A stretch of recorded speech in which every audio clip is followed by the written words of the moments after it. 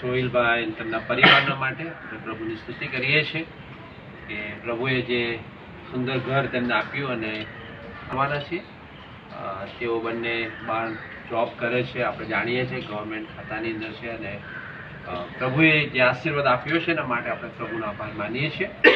અને અત્યારે આપણે આ ઘરને તો સમર્પિત કરવાના છીએ. અત્યારે પિતા, પુત્ર અને પવિત્ર આત્માના નામે આ ઘરને તો ઈશ્વરને સમર્પિત કરવામાં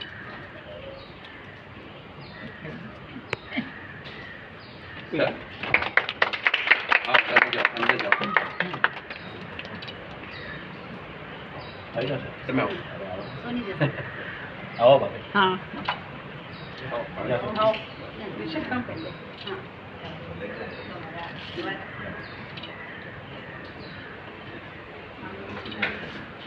જાઓ ભાભી.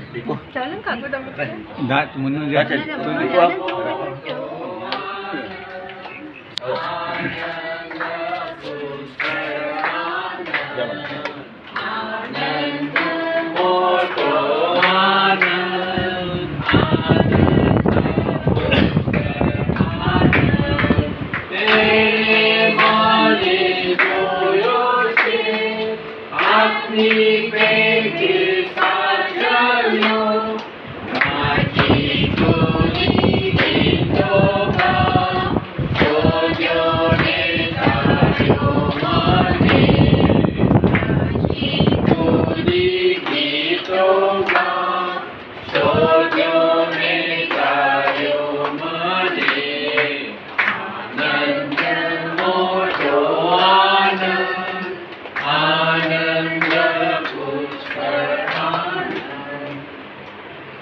हमारा जीवन અને પ્રેમાળ ઈશ્વર પિતા, અમે તમારો આભાર માનીએ છીએ પ્રભુ. આ સમયે પવિત્ર દિવસના સાંજના સમયે પ્રભુ આ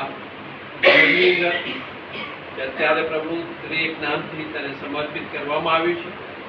પ્રભુ મેં પ્રાર્થના કરીએ છીએ સોહિલભાઈ અને દિશા અને દીકરીના માટે તમારો આભાર માનીએ છીએ કે પ્રભુ તમે તમને એક સુંદર ઘર આપ્યું. પ્રભુ તમારા સમય પ્રમાણે તમારી યોજનામાં એના માટે તમારો આભાર માનીએ છીએ પ્રભુ. આ દિવસોમાં પ્રભુ એક ઘર હોવું એ આશીર્વાદ છે પ્રભુ. આ વાલા પરિવાર એ પ્રભુ તમારી ઈચ્છા અને યોજનામાં પ્રભુ તમને લાગ્યું કે આ પરિવારને ઘરની જરૂર છે પ્રભુ. તમે આ સુંદર ઘર આપ્યો છો પ્રભુ. અમે તમારો પુષ્કળ આભાર માનીએ છીએ અને તમારી સ્તુતિ કરીએ છીએ પ્રભુ. આ ઘરને અમે તને સમર્પિત કરીએ છીએ. આ ઘરમાં હંમેશા તમારી ઉપસ્થિતિ, તમારી શાંતિ, તમારો આનંદ, તમારો પ્રેમ બની રહે પ્રભુ.